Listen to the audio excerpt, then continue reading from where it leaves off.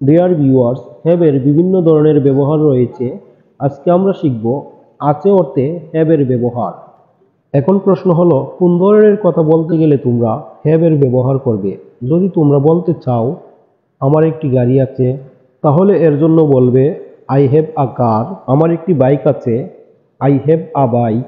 তোমার একটি সুন্দর বাড়ি আছে, you have a beautiful home. তাদের অনেক জমি আছে, they have a lot of land. তাদের অনেক গাভী আছে, দে হ্যাভ মেনি কাউস। তার অনেক টাকা আছে, he has a lot of money. Viewers, যদি কারো কোনো কিছু অধিকারে আছে বোঝায়, সেক্ষেত্রে তোমরা হ্যাভ ইউজ করে এ ধরনের কথাগুলি খুব সহজেই বলতে পারবে।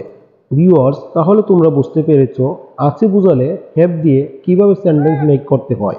আবার এই সেন্টেন্সগুলিকে যদি তোমরা নেগেটিভ সেন্টেন্সে রূপান্তরিত করতে চাও, সেক্ষেত্রে তোমরা হ্যাভ এর পর নো যুক্ত করে খুব সহজেই এ ধরনের কথাগুলিকে নেগেটিভ সেন্টেন্সে বলতে পারবে। ফর এক্সাম্পল, আমার টাকা নেই, আই হ্যাভ নো মানি। তার কোনো গাড়ি নেই, হি হ্যাজ নো এনি কার। তার শত্রু নেই, হি হ্যাজ নো এনিমিজ। আমার কোনো বন্ধু নেই, I have no any friends.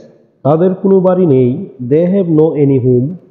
তাদের কোনো গাভী নেই, they have no any cows. Dear viewers, তাহলে তোমরা বুঝতে পেরেছ কোনো কিছু নাই বোঝালে আই হ্যাভ নো যুক্ত করে কিভাবে খুব সহজে এ ধরনের নেগেটিভ সেন্টেন্সগুলি বলে দিতে হয়।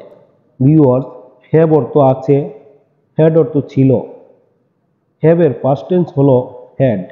অতীতে কারো কোনো কিছু ছিল কিংবা ছিল না, এ ধরনের কথাগুলি বলতে চাইলে সেক্ষেত্রে তোমরা হ্যাড ইউজ করে বলতে পারবে। ফর এক্সাম্পল, আমার একটি বাইক ছিল, আই হ্যাড আ বাইক। তার একটি গাড়ি ছিল, হি হ্যাড আ কার। তার অনেক বন্ধু ছিল, হি হ্যাড মেনি ফ্রেন্ডস। আমার একটা আইফোন ছিল, আই হ্যাড অ্যান আইফোন। তাদের অনেক গাভী ছিল, দে হ্যাড মেনি কাউস।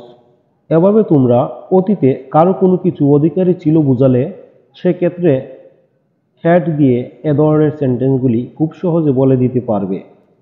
আর অতীতে ছিল না বোঝালে সেক্ষেত্রে তোমরা হ্যাড এর পর নো যুক্ত করে নেগেটিভ সেন্টেন্স বলতে পারবে। আমার কোনো মেয়ে বন্ধু ছিল না, আই হ্যাড নো গার্লফ্রেন্ডস। আমার কোনো বন্ধু ছিল না, I had no friends.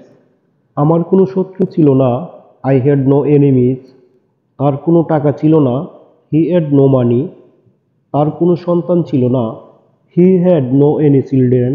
Deer viewers, তাহলে তোমরা বুঝতে পেরেছো অতীতে কারো কোনো কিছু অধিকারী ছিল কিংবা ছিল না, এই ধরনের কথাগুলি বলতে হলে তোমাদেরকে হ্যাড ইউজ করে বলতে হবে।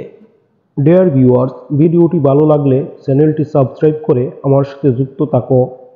আর লাইক কমেন্ট করে আমাকে উৎসাহিত করো। তোমাদের একটি লাইক এবং একটি সাবস্ক্রাইব আমাকে এ ধরনের শিক্ষণীয় ভিডিও বানাতে উৎসাহিত করে, অনুপ্রাণিত করে। আজ এ পর্যন্তই। ভালো থাকো সবাই। আল্লাহ হাফেজ।